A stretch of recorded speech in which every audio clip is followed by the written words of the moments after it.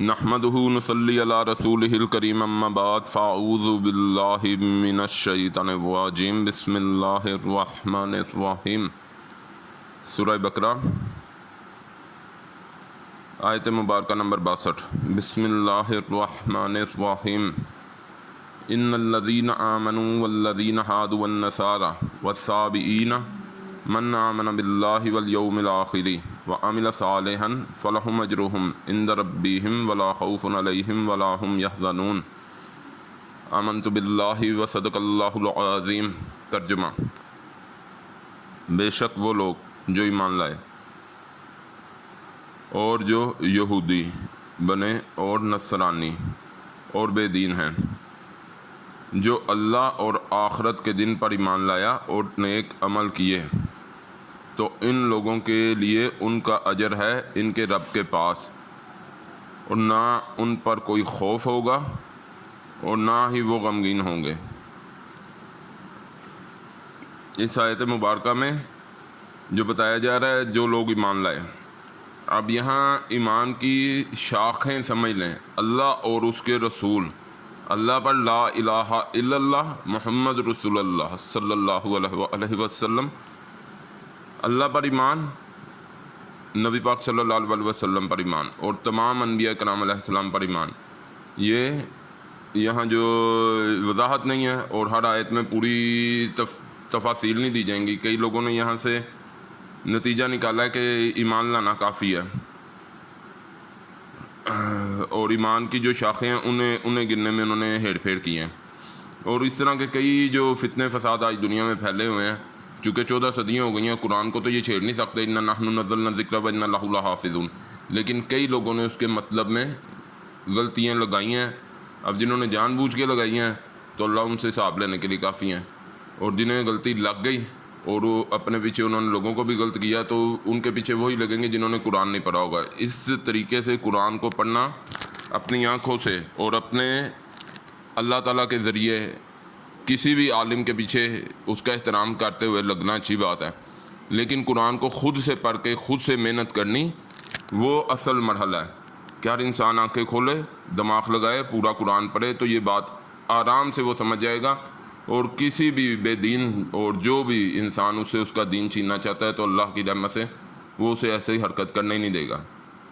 تو بہرحال جن لوگوں نے یہ کہ ایمان لائے، یہودی نصرانی بن گئے اور بے دین، جو حضرت ابراہیم علیہ السلام کے صحابی جو حضرت ابراہیم علیہ السلام کے ماننے والے تھے، ترجمہ تو صحابی ہی کیا گیا، بے دین کیا گیا اس کا، تو لیکن علماء کرام بتاتے ہیں کہ یہ حضرت ابراہیم علیہ السلام کے ماننے والے تھے، لیکن اکثر و بیشتر ان کے ہاں اس وقت میں بالکل معاملات، انہوں نے حضرت ابراہیم علیہ السلام تو بناؤذ باللہ کوئی ستارہ پرست تھے یا اور کسی کی پوجا کرتے تھے، تو بناؤذ باللہ، تو بہرحال وہ بے دین ان کا ترجمہ کیا گیا ہے، صحابی جو لوگ تھے۔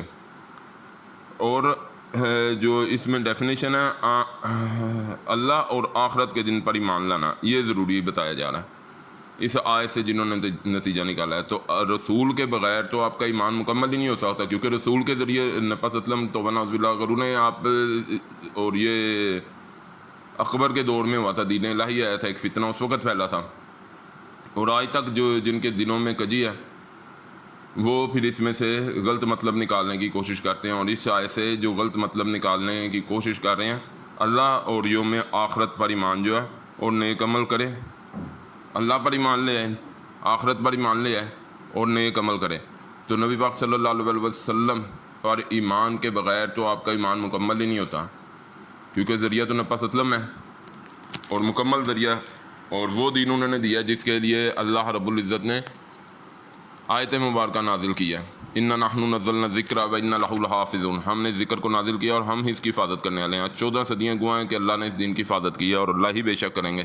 جب قیامت آنی ہے تو قرآن اٹھا لیا جائے گا، اس کے بعد قیامت شروع ہوگی، تو اللہ تعالیٰ نے محفوظ اور مکمل شکل میں قرآن کو اللہ تعالیٰ نے رکھا ہوا ہے۔ جو لوگ بھی ذریعہ بنے، صحابہ کرام رضی اللہ عنہ نے قرآن پاک کتابی شکل میں جمع کیا، وہ ساری تفاصیل جنہیں پتہ ہیں، اب میں ان تفاصیل میں جانا نہیں چاہتا۔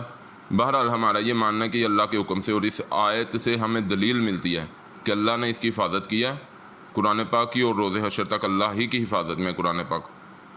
تو لیکن اس سے ان آیات سے جو کسی نے بھی یہ غلطی کی اور لوگوں کو اس میں مبتلا کرنے کی کوشش کی کہ آیت کی روح سے اللہ پر ایمان لانا اور آخرت پر ایمان لانا اور نیک عمل کرنا بس یہی ثابت ہے. تو یہ بالکل غلطی ہے، کیونکہ کہیں بھی ہمارا کلمہ طیبہ ہے، کلمہ شہادت ہے، آپ دیکھیں تو اس میں ہم اللہ اور رسول محمد صلی اللہ علیہ وسلم کے بغیر کہیں بھی نہیں. اور کسی ایک مقام سے آپ ایک کوئی نتیجہ نکال لیں اور باقی ساری چیزوں کو پس پشت ڈال دیں تو یہ کوئی بھی سلیم الفطرت انسان ہو تو وہ اسے گوارا نہیں کرے گا.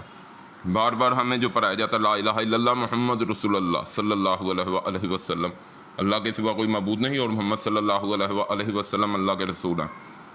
تو بہرحال ان چیزوں سے بچنا چاہیے. اور جو لوگ یہ قرآن سے جن کے دل میں کجی ہو وہ ٹیڑھ پن ہی ڈھونڈیں گے. اللہ نے قرآن جسے جو چاہیے وہی اسے دے گا، جسے ہدایت چاہیے اسے ہدایت دے گا، جو گمراہ ہے اس کی گمراہی میں اضافہ کرے گا. تو جو ٹیڑھا پن لے کے آئیں گے وہ قرآن سے بھی غلط باتیں، اللہ معاف کر دیں ہمیں، اللہ بچائے ہر قسم کے فتنوں سے. تو وہ لیکن آئی تاریخ گواہ ہے کہ لوگوں نے اس طرح کی بڑی حرکتیں کی اور جس میں قادیانی سر فہرست ہے. اللہ تعالیٰ ہمیں ہر قسم کے جو بھی فتنہ پرست انسان ہیں اللہ ان سے محفوظ رکھیں اور ان پر لعنت ہو جو اللہ کے بندوں کو غلط رستوں پر لگاتے ہیں. بہرحال جو لوگ ایمان لائے اور یہودی بنے اور نصرانی اور صابی، ان کے لیے اللہ پر ایمان لانا جو مسلمانوں کو بتایا جا رہا ہے کہ بے شک وہ لوگ کہ جو ایمان لائے اللہ پر اور آخرت پر اور نیک عمل کیے تو ان کے رب کے پاس ان کا اجر محفوظ ہے. اور وہ اجر انہیں بتایا جا رہا ہے ولا خوف علیہم ولا هم یحزنون، ان پر نہ کوئی خوف ہوگا نہ کسی قسم کے حزن سے وہ دوچار ہوں گے. اور یہ اصل میں اگر آپ غور کریں دنیا میں تو انسان کو یہی لگتا ہے کہ میں کر رہا ہوں، میرے جسم میں جان ہے، میں جوان ہوں، یا کسی بھی قسم کی وہ اپنی دلیل لے لیتا ہے. روز حشر تو آپ کے پیر نہیں زمین چھوڑے گی، تمام معاملات لوگوں کو پتہ ہے. تو اس دن جو میرے نزدیک اللہ کمی کوتاہی کو معاف کریں، اللہ تعالیٰ آپ کو اپنی رحمتوں میں رکھیں، ہم سب مسلمانوں کو اللہ ہم سب کو اپنی رحمتوں میں رکھیں. اور اس دن جس انسان کے اوپر خوف نہیں ہوگا اور وہ حزن سے بچ گیا، اصل کامیاب وہ انسان ہوگا. دنیا میں تو کسی نے زندگی گزار لی 40 سال 50 سال 60 سال، زیادہ سے زیادہ 100 سال کا ہو گیا. برزخ ہر کسی نے دیکھ لی ہیں، جتنی دیر قیامت نہیں آتی وہ قبر میں ہے. اس کے بعد روز حشر ہے تو وہ روز حشر کا سارا دن دیکھے گا، 50,000 سال کا اس نے وہ سارے مرحلے گزرنے ہیں.